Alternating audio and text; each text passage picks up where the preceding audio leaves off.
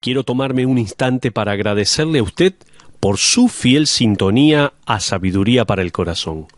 Gracias por su apoyo, por su oración constante a favor de este ministerio. Como introducción, déjeme contarle que los artesanos romanos, muy hábiles trabajando con metales preciosos, desarrollaron la habilidad de estampar monedas con la figura de emperadores, imágenes de tronos y figuras ornamentales de uvas y animales. Junto a este tipo de trabajo artístico vino el desarrollo de herramientas especiales que se empleaban para crear estas obras de arte. El nombre en griego de la herramienta en particular que se utilizaba para acuñar monedas era la palabra carácter. O sea, carácter era la herramienta que se utilizaba para hacer esta obra de arte. Con el tiempo, la palabra pasó a ser el estándar tanto para describir a la herramienta como para la marca o huella que dejaba en la cara de una moneda. Las cortes medievales adaptaron esta herramienta y utilizaron un carácter para marcar literalmente a los que quebrantaban la ley, de manera que éstos fueran fácilmente identificados por sus crímenes. La letra M se imprimía en la mejilla de un asesino y la letra T, por ejemplo, se marcaba en el hombro de un ladrón. La persona que era marcada con uno de estos símbolos quedaba literalmente marcada de por vida. Cualquiera podía ver el carácter y saber el pasado de este individuo. ¿Se da cuenta? Ya para el siglo XVI, la palabra carácter no se asociaba más con la herramienta para acuñar monedas, sino como la letra marcada en la piel, en el cuerpo de una persona. Pasó a significar la suma total de las cualidades de la persona. Si bien es más difícil de ver de inmediato sin la ayuda de una marca, el carácter de una persona representa quién es uno. Se trata de la marca de su disposición, la calidad de su naturaleza.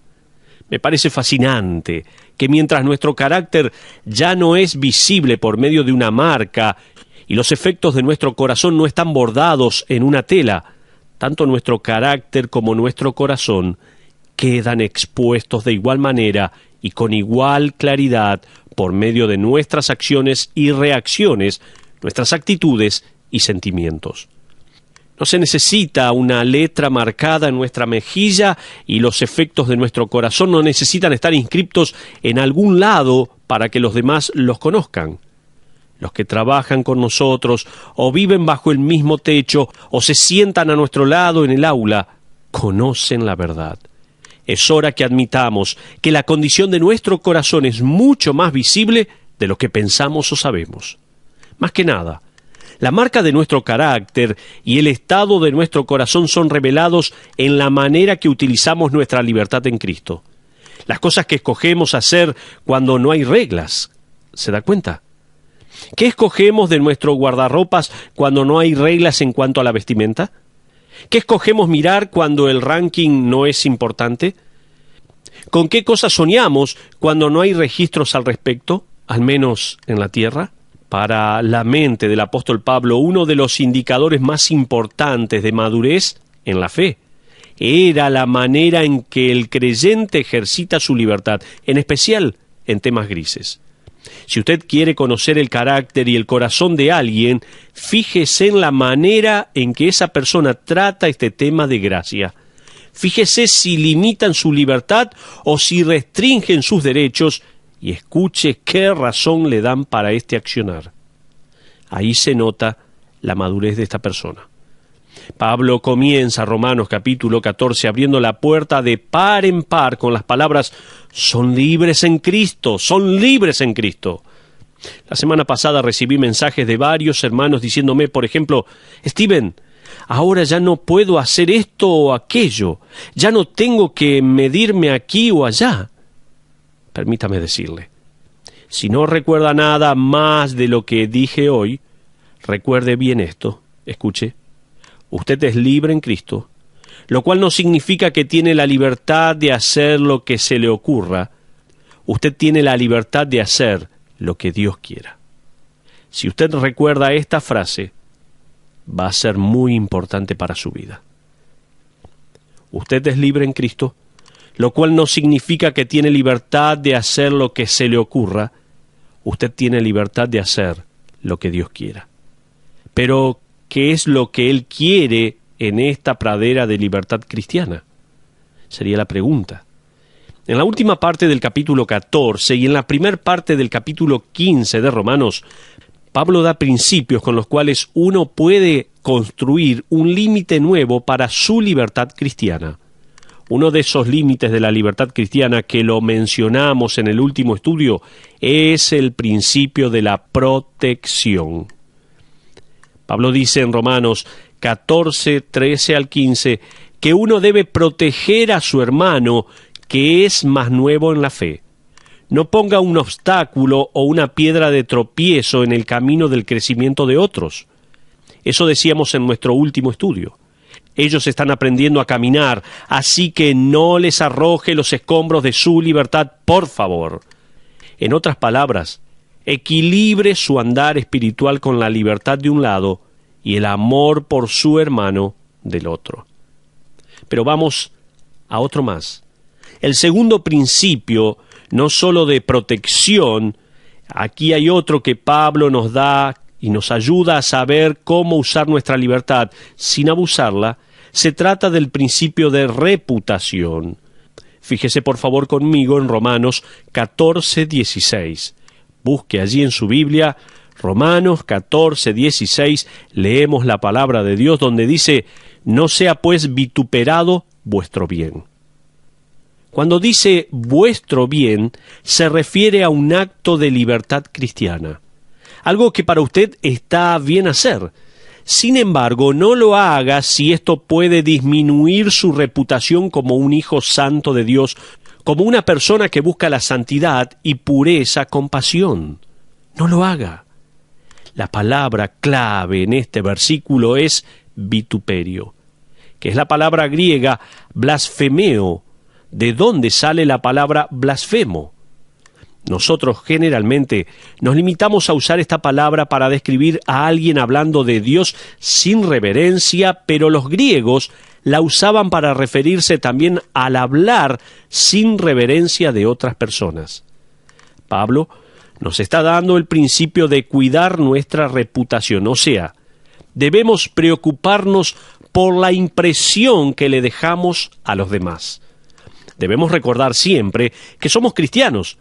Si es necesario, grábese una letra C en la manga de su camisa, C de cristiano, para recordarse constantemente que usted es un cristiano. Hay personas que dicen, no me importa lo que piensen los demás, yo tengo la libertad de hacer lo que pienso que está bien y es lo correcto. Esta persona ha olvidado que lo más importante no es necesariamente el hecho de hacer el bien, sino la reputación. Romanos 14, 16 dice, no permita que su libertad cree una oportunidad para que lo difamen. No permita que su libertad espiritual dé la ocasión para que su testimonio en Cristo sea difamado o calumniado. Eso es lo que básicamente está diciendo Romanos 14, 16. Usted pensará que Billy Graham exageraba al no querer tomarse un ascensor si había una mujer y él estaba solo. Pero la realidad es que él estaba siendo cuidadoso con su reputación, no estaba dando lugar a calumnias o injurias. Ninguno de los pastores de mi congregación, incluido yo, va a viajar en un automóvil con una mujer del equipo. Eso se debe a que estamos cuidando nuestra reputación. ¿Entiende? ¿Tenemos la libertad de hacer esto? ¡Claro que sí! Pero la cuestión de las áreas grises no se trata tanto de lo que nosotros pensamos, sino de lo que otros piensen. A propósito, sea donde sea que usted se encuentre, no hace falta que sea pastor. Tenga cuidado, por favor. Tenga cuidado en su entorno laboral, ya que por la naturaleza del entorno es fácil crear amistades y arriesgar su reputación. Puede ser que usted me diga, pero pastor, no exagere. Solo se trata de un almuerzo con una compañera o compañero de trabajo que está casado. Además, solo hablamos de cosas laborales. Puede haber una línea muy delgada, se lo puedo asegurar, entre una reunión de trabajo y una cita amorosa. El desarrollo de una amistad que va más allá de lo que debería. Tenga cuidado, esté alerta, no solo por su reputación y lo que pueda decirse a sus espaldas y el daño a su testimonio como creyente, sino también por la seguridad de su matrimonio, su propia familia y su propia vida. Por favor, tenga mucho cuidado. ¿Cuántos han caído diciendo exactamente esto? No hay nada de malo, es solamente un momento. Salomón escribió lo siguiente en cuanto a tener un buen nombre, un nombre limpio, la marca de un buen carácter. Proverbios 22:1 dice así, lo leo de la palabra de Dios: de más estima es el buen nombre que las muchas riquezas. ¿Cuánto tiempo está ganando riquezas? ¿Con cuánto fervor cuida esa cuenta bancaria, le pregunto? Salomón dijo que el valor de un nombre puro y santo es de más estima, de más provecho que incrementar su riqueza. Así que, ¿cuánto cuidado tenemos que tener con nuestra reputación? Pablo lo puso de esta manera: no permita que algo que usted tiene libertad de hacer arroje sombras en su reputación. ¿Escuchó? Se lo repito. No permita que algo que usted tiene libertad de hacer arroje sombras en su reputación.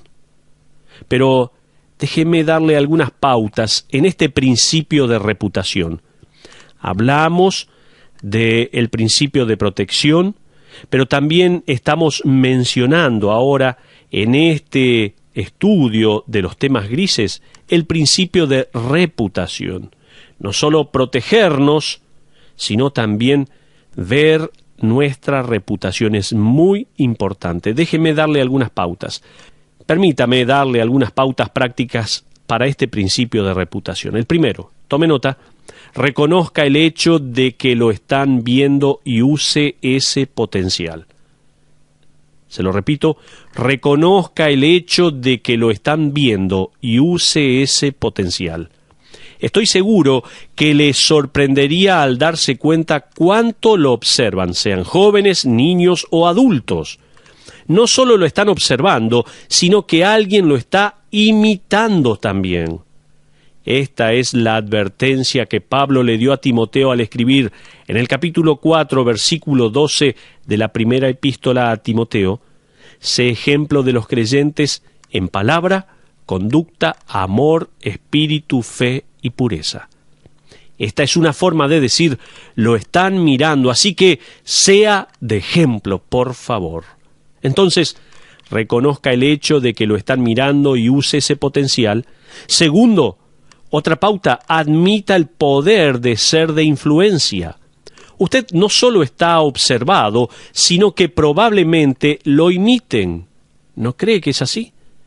Un día estaba limpiando el garage de mi casa y mi hija, que ahora ya es mayor de edad, estaba jugando en la calle con una pelota. En el patio de la casa teníamos un aro de baloncesto bajito para que los niños jugaran, ya que todos eran muy competitivos en esa época. Ella estaba por lanzar un triple, aparentemente cuando de pronto se arrodilló en el cemento y dijo, «Señor Jesús, ayúdame». Yo salí para ver si algún vecino estaba mirando. Los vecinos ya pensaban que nosotros éramos extraños, ¿no? Y cuando ocurrió esto, salí inmediatamente. En fin, la verdad es que aquellos creyentes que son más jóvenes que nosotros, tanto física como espiritualmente, van a exagerar con lo que nos ven hacer o con lo que nos oyen decir. Casi seguro que alguien va a ir más allá de lo que usted quiso en primer lugar. Posiblemente, esta fue la razón por la que Pablo le dijo a Timoteo en 1 de Timoteo 5:23, «Ya no bebas agua, sino usa de un poco de vino por causa de tu estómago». Ahora, este es el versículo favorito de muchos, ¿no? Pero la verdad es que el problema de Timoteo era que solo tomaba agua. Evidentemente, Esto le trajo muchos problemas intestinales, ya que el agua en aquellos tiempos no era purificada. Así que Pablo le dice, necesitas el poder medicinal del vino. Timoteo, toma un poco de vino para el bien de tu estómago. Timoteo tenía la libertad de tomar vino.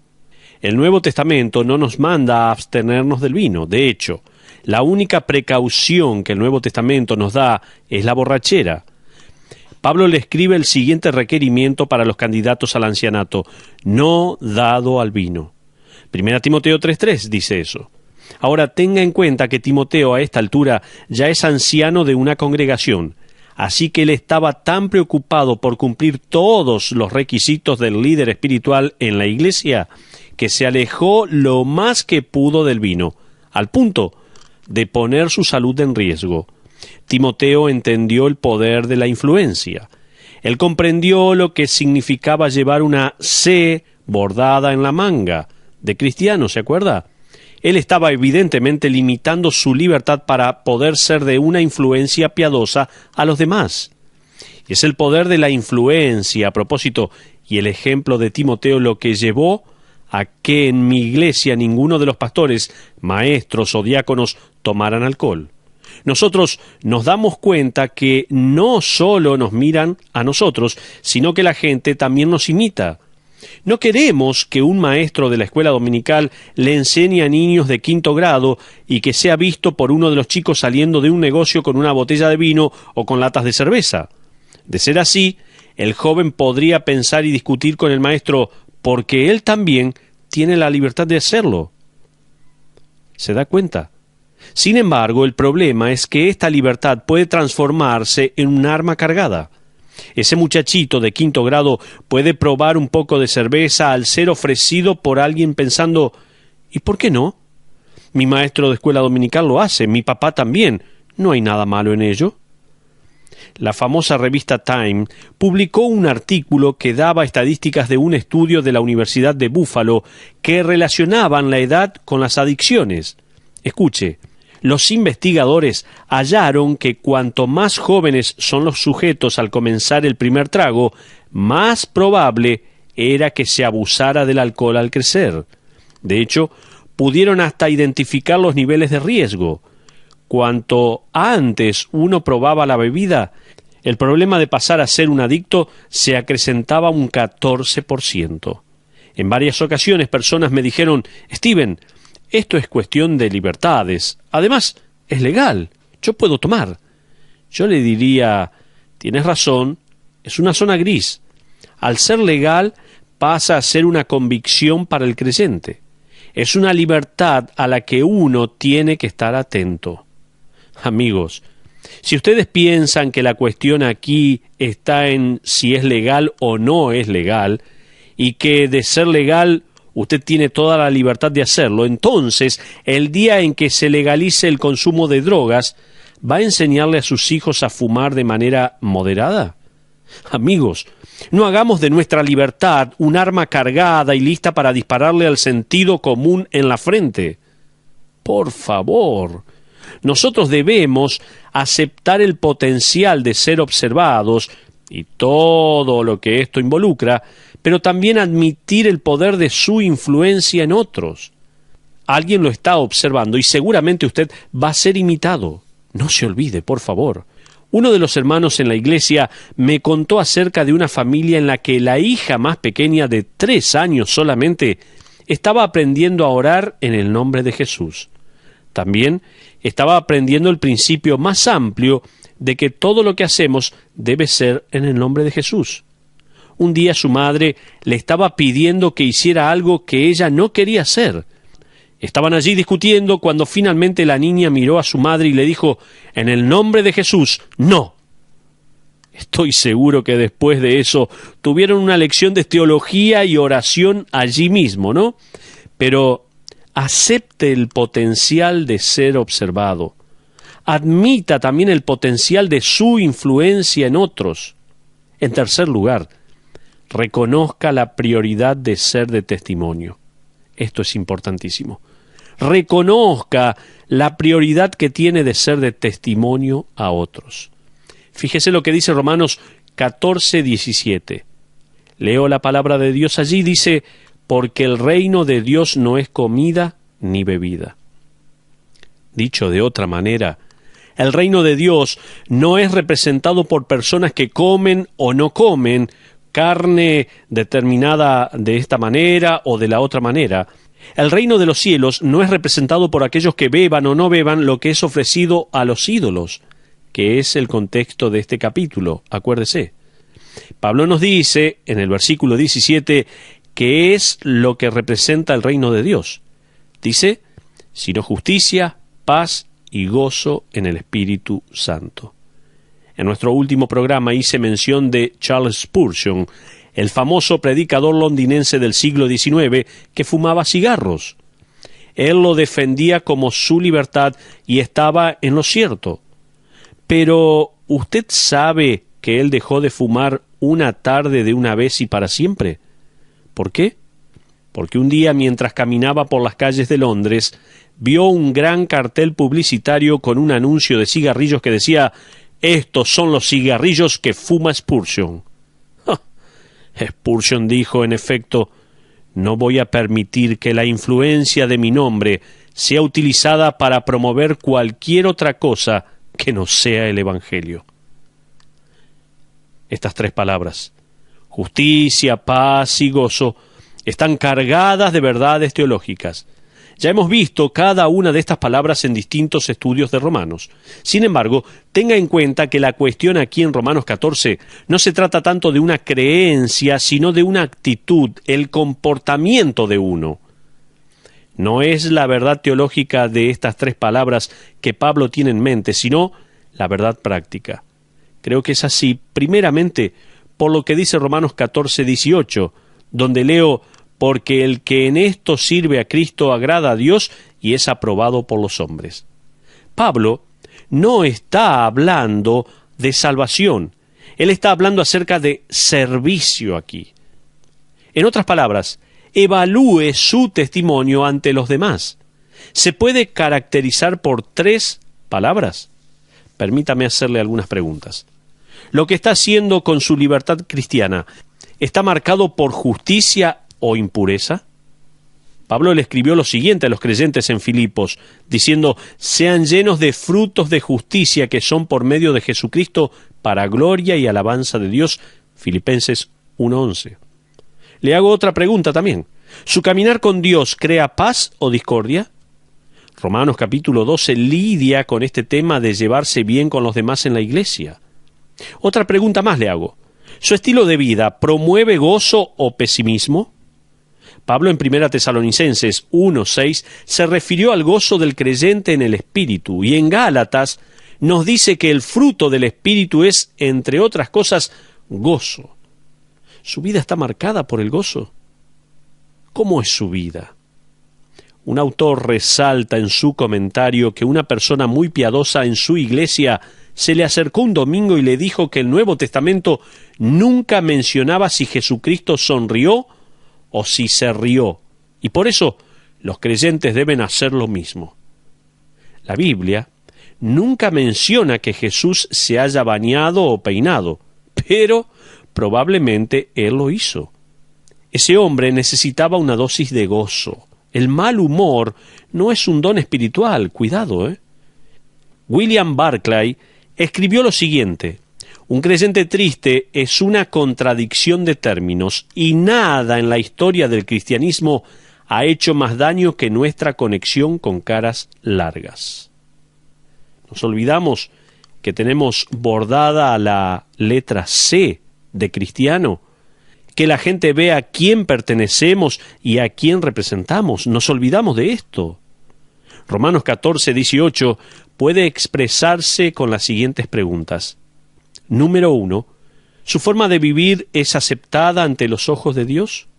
Segunda pregunta, ¿es su vida auténtica ante los ojos de los hombres? Fíjese nuevamente, por favor, conmigo, Romanos 14, 18. ¿Tiene su Biblia allí?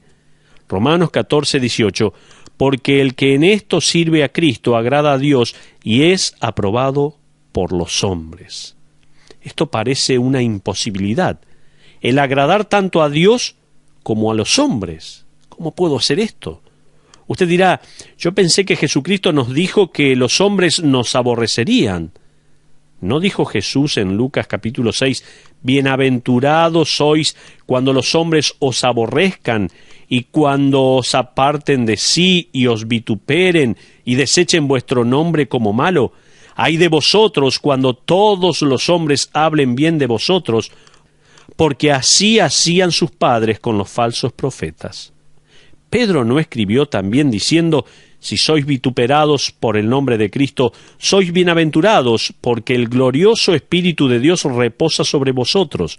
Ciertamente, de parte de ellos, Él es blasfemado, pero por vosotros es glorificado. Entonces, ¿cómo entendemos esto? ¿Cómo podemos vivir para Cristo y ser aprobados por los hombres?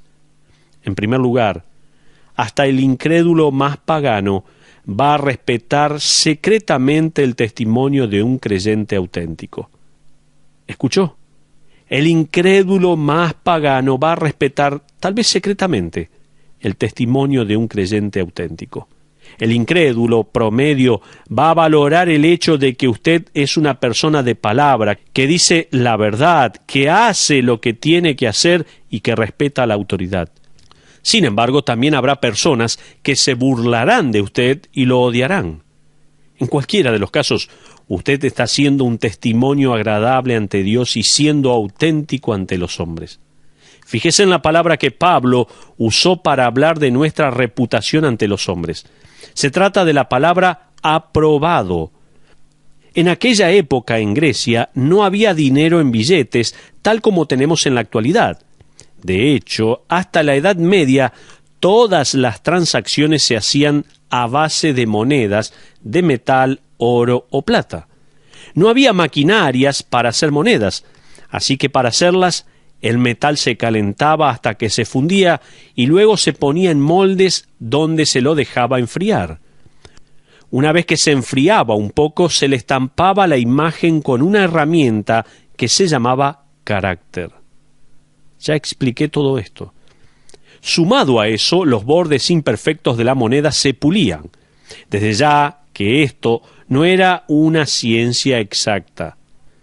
El metal era suave porque no había sido mezclado con aleación a otro metal. Así que la gente le sacaba los bordes y se quedaba con las sobras que una vez acumuladas servían para hacer más monedas. Para la época de Pablo, eso había pasado a ser algo de poca honestidad, de modo que en la ciudad de Atenas había más de 80 leyes para que la gente no siguiera esta práctica. La gente no obedeció la ley y con el tiempo había tantas monedas que los mercaderes las rechazaban porque no tenían el valor total o el peso adecuado. Cuando se llegaba a este punto, se decía que las monedas eran adóquimos o desaprobadas. De manera similar, la palabra dóquimos o aprobado puede representar a los mercaderes honestos que no aceptaban estas monedas. Sus monedas eran dóquimos, dinero honesto. Esta es la palabra que Pablo usa en Romanos 14:18, la palabra dóquimos o aprobado, honesto, auténtico, genuino. Pablo está diciendo que cuando su vida está marcada por la justicia, la paz y el gozo, entonces usted pasa a ser un auténtico testimonio del nombre y la causa de Cristo. Pero déjeme concluir nuestro estudio del día de hoy. A la luz de todo este contexto, Pablo va a desafiarnos mientras decidimos qué haremos y qué no haremos, diciendo esto: no ignore el principio de protección. Tampoco, no desestime el principio de la reputación. Con esto en mente, algunos de los temas grises con los que usted está luchando van a solucionarse. Al lucir la letra C, bien grande de cristiano que representa a Cristo y el cristianismo, sea honesto, genuino y auténtico. Tenga gozo y cuéntele al mundo quién es el dueño de su corazón y quién es su Señor.